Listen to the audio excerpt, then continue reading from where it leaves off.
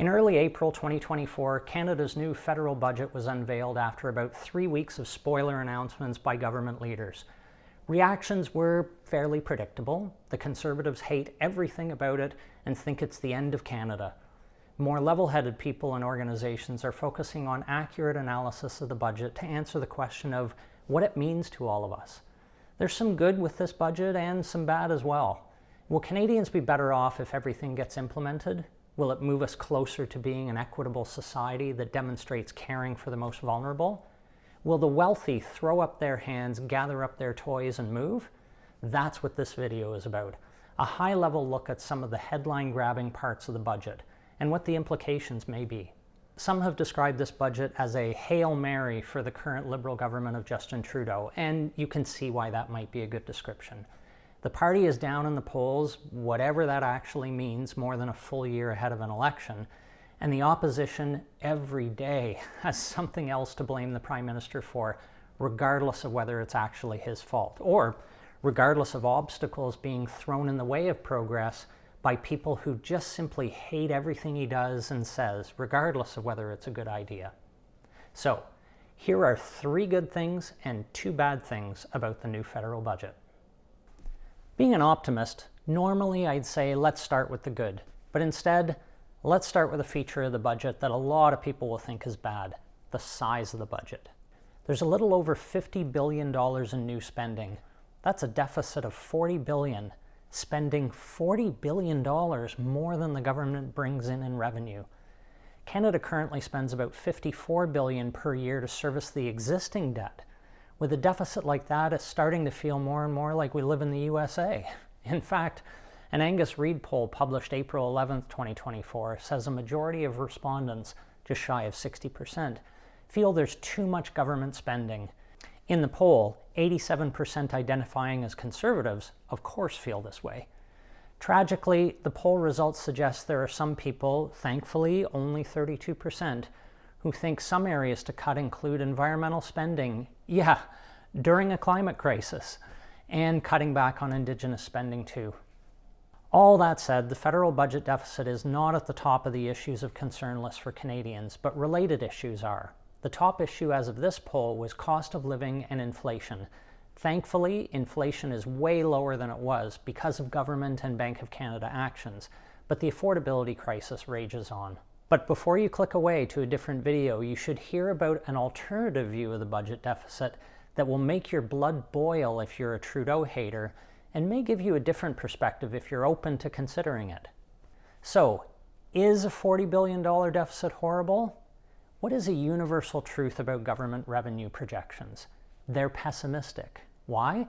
Because especially before an election year, lowballing revenue estimates serves the government well. Jean Chrétien and Paul Martin were masters of this. If the deficit just before the next federal election is still as high as $40 billion, I'll eat my hat. Revenue will in fact not be as low as the Liberals are projecting. Still too low, mind you, but not as low as they're saying. There's interesting work being done by the Centre for Future Work that looks at deficits in the US and in Canada. The Centre suggests we try to be more fair and look at what is commonly accepted in economics as a good comparison measure: debt to GDP ratio. When Stephen Harper first came to power in 2006, the debt to GDP ratio was around 43%. When Canadians voted the Conservatives out in 2015, it was 56%. Then came Justin Trudeau. Started at 56%, went up to an eye-popping 74% during COVID, and with this budget, the ratio will be back down to 42%. So for all the Harper fans out there who think he had this amazing economic record, look at all the important numbers, including the fact that Stephen Harper only had one single balanced budget in the 8 years he was Prime Minister. Then there's debt servicing costs. Look at this chart comparing some of our G7 peers. It may be hard to see. Canada's the really short one there, showing the lowest debt servicing levels. And finally, one last piece of objective data. There's something called the World Budget Balance Rankings by the International Monetary Fund. I had no idea this thing existed. Canada is at the top, i.e. the best. Okay, so we've got 3 good parts of the budget to go and 1 more bad. On to something good. There are incentives for investment in clean electricity as part of broader tax credit support to help fight climate change. That's fantastic. There's a new clean electricity investment tax credit for corporations, and it applies to wind, solar, water. It even includes nuclear. And with the astronomical cost of nuclear, a credit like that would be needed. There's also a tax credit that applies for buildings used in the electric vehicle supply chain. And this may have been part of the reason that Honda just announced on April 25th, 2024, that they're going to build EVs in Ontario. And another thing on the climate change front, the Canada Carbon Rebate for Small Business. About 600,000 small and medium businesses will now get a share of the carbon pollution pricing rebates, retroactively back to 2019 in the 8 provinces under the federal carbon program. So what else is good? Well, let's talk about Canada's military. Here's an area where Canada is frequently criticized, meeting our NATO defense spending obligations. This is a tough one for me. As a nation, we haven't been meeting the 2% of GDP spending commitment because we focus more on social programs to help society be healthy and more equitable. And yeah, I know there's still a long way to go on that. But in Budget 2024, we're getting closer to meeting our NATO obligations with the announcement that military spending will rise to 1.76% of GDP. In fact, by 2026, the Liberal government will have doubled defense spending since 2016. Budget 2024 adds $8 billion over 5 years and a total defense budget of $44 billion by 2044. I know 2044 is a long way off. This money will be used to strengthen our commitment to defending the North, producing ammunition, buying long-range missiles, and looking at replacing submarines. Personally, I'd much rather put that money into fighting climate change and augmenting programs that help Canadians, but I do see the value of defense spending and being a good partner with NATO countries that will help defend us if needed. Let's throw a bad one in here: disability benefits. Yes, this budget includes $6.1 billion for the Canada Disability Benefit and expanding the disability supports deduction. But the disability benefit is $200 a month, and it covers fewer persons with disabilities than originally promised. In fact, a member of the Federal Disability Advisory Group has resigned in protest. It was supposed to address poverty among people with disabilities. Around 25% of people with disabilities live in poverty. In his resignation letter, Michael Prince said, "The benefit is too low, too few people in need are covered, it's complicated to access and it lacks collaboration, and waits too long to meaningfully reduce poverty." This budget should have done much better for this group. Finally, let's end with the good. Capital gains. Boy, are there lots of tears for the wealthy, let me tell you.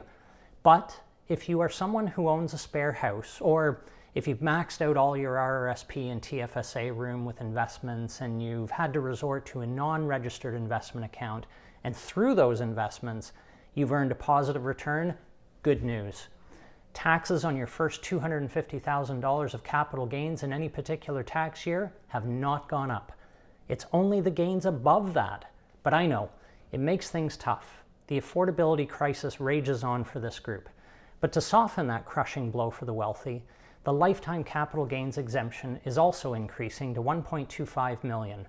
This will lessen the tremendous financial hardship for those who are tragically impacted by the rate increase.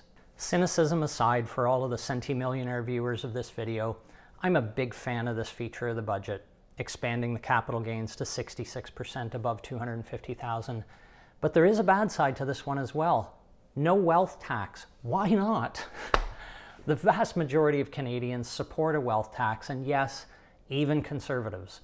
A wealth tax could help fund a lot more of the things that help Canadians who need help, like maybe augmenting the disability benefit.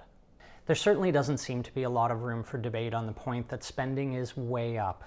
The big question for me when I hear the opposition do what opposition parties do, that is, yell loudly about how awful the current government is what's their plan?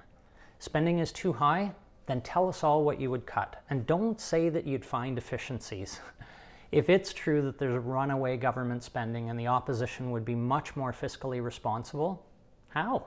I think if we all know what cuts the opposition would make if they get elected in 2025, we'd all be in a much better position to decide for ourselves what's the most important to Canadian society.